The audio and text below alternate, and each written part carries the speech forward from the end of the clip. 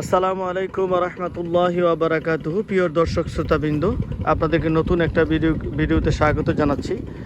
আমি এই মুহূর্তে রয়েছি শীতলক্ষার পারে, আমাদের সেই ঐতিহাসিক সোমবাজার ঈদগাহ ময়দানের যে শীতলক্ষার পার বা তীর রয়েছে, সেই শীতলক্ষার তীরে রয়েছে। আমি আপনাদেরকে বিশেষ একটা জিনিস দেখাচ্ছি। আপনারা দেখুন, আমি ক্যামেরাটা যে ধরে রাখছি, ওখানে একটা ছোট্ট ডিঙ্গি নৌকা দেখা যাচ্ছে। সেই নৌকাতে দুইজন মানুষ, একজন বৈঠা নিয়ে নৌকাটাকে স্থির রাখার চেষ্টা করছে, আর অন্যজন হাতে একটি, আমাদের গ্রাম্য ভাষায় বলে ট্যাটা বা কোস বা জুত্তা, এরকম বিভিন্ন নাম বলে, আমরা ট্যাটাই বলি, ট্যাটা নামে পরিচিত বেশি। ওনার হাতে একটা ট্যাটা আছে তিন কালি বলতে এটা তিনটা লৌহদণ্ড, যেটা দিয়ে আপনার তিনটা মাত্র, খুবই একদম চকচকে ফকফকে।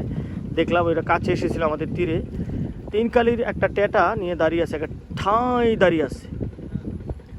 আপনারা খেয়াল করছেন কখন একটা মাছ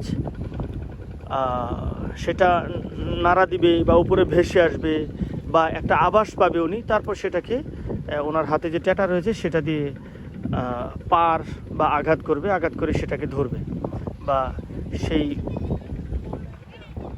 শিকার করবে। আপনারা খেয়াল কতটা ধৈর্য উনি। এরকম আমি শুনেছি, হয়তো এতক্ষণ তাকিয়ে থাকিনি কারোর দিকে, উনি 1 ঘন্টাও নাকি এরকম করে ঠাঁই দাঁড়িয়ে থাকেন, এই ট্যাটা নিয়ে দীর্ঘ সময় দাঁড়িয়ে থাকেন। এটাকেই বলে অধ্যবসায়, অর্থাৎ একটা পর্যায়ে চেষ্টার প্রেক্ষিতে একটা পর্যায়ে উনি মাছ শিকার করতে পারবেন। কারণ হলো এই মাছ শিকারের মাধ্যমেই ওনারা তাদের জীবিকা অর্জন করেন। এই জীবিকা দিয়ে ওনাদের পরিবার চলে। আমি আপনাদেরকে শীতলক্ষার আরও কিছু অংশ দেখাচ্ছি। আপনারা দেখছেন এই পাশটা, এটা হলো সোমবাজারের দিকে ঘাট।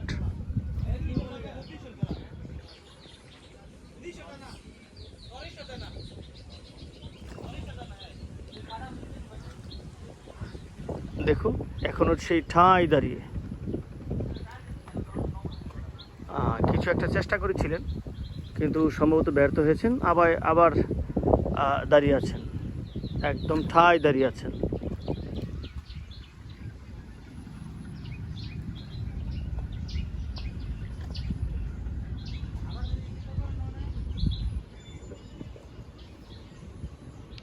কেউ যদি তার জীবনের লক্ষ্যে পৌঁছার জন্যে এইভাবে কোনো বিষয়ে চেষ্টা চালিয়ে যান অনবরত, সফল হবেনই একদিন তিনি সফল হবেনই। আমরা দেখছি নদীর অন্যান্য অংশ, যেই পাশটা আপনারা ওই পার দেখছেন সেটা হলো একে খানের প্রজেক্ট, ওইটা নরসিংদী জেলায়। আমি যেই পার দাঁড়িয়ে আছি এটা হলো গাজীপুর জেলা, কালীগঞ্জ উপজেলা, আর ওই পারটা হলো নরসিংদী জেলার পলাশ উপজেলা।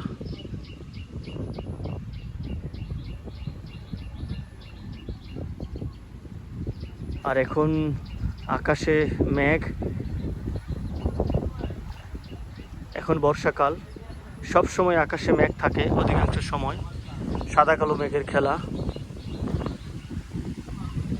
প্রচণ্ড বাতাস বইছে, আপনার পাতার নড়াচড়া দেখে বুঝতে পারছেন কী পরিমাণ বাতাস বইছে। আপনারা হয়তো বাতাসের শব্দ শুনতে পাচ্ছেন, শোষ শব্দ।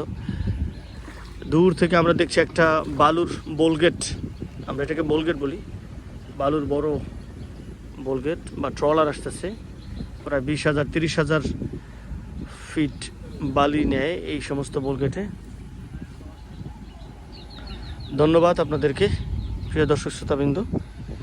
আপনাদেরকে পরবর্তীতে অন্য কোনো ভিডিওতে স্বাগত জানিয়ে শেষ করছি আজকের এই ভিডিও। আসসালামু আলাইকুম রহমতুল্লাহি ওয়া বারাকাতুহু।